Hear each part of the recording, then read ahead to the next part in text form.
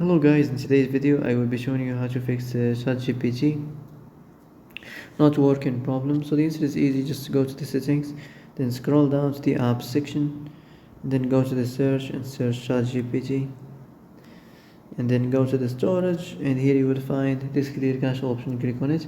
Now you can go check it if it worked, and if it didn't you can try to restart your phone or turn the Wi-Fi off and on, or the Bluetooth or the airplane mode.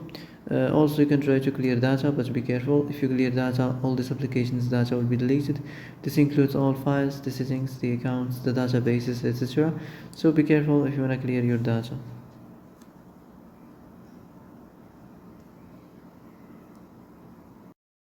And that's it for today's video. I hope this is the answer you've been looking for. If you like this video, don't forget to like and subscribe, and see you in the next video. Thanks for watching.